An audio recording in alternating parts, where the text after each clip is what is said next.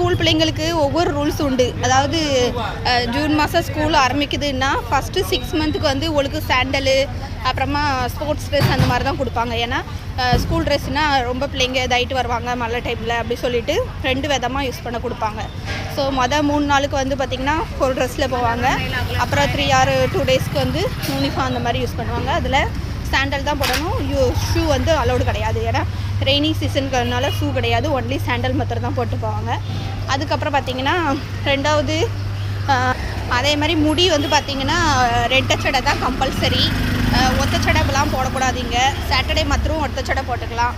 அதே மாதிரி கட்ட முடியாக இருந்துச்சுன்னா அது இவ்வளோக்கான முடி இருக்குது பிள்ளைங்களுக்கு மாத்திரம் வேணுமா ரெட்டச்சடை போட்டு ரப்பர் பேண்ட் போட்டுக்கலாம். ரொம்ப லாங்காக இருக்க பிள்ளைங்களுக்கு கம்பல்சரி 2 சடை தான். அதனால் அப்படி தான் போகணும், இல்லைன்னா அடி தான் விடும். ஆமாம்.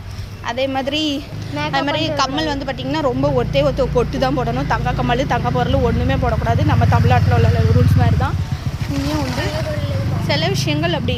அதே மாதிரி சப்ஜெக்ட் வந்து நிறைய பேர் கேட்குறீங்க. தமிழ் கிடையாது இந்த பிள்ளைக்கு, ஒன்லி ஹிந்தி மராட்டி தான் வரும். ஹிந்தி, மராட்டி, இங்கிலீஷ்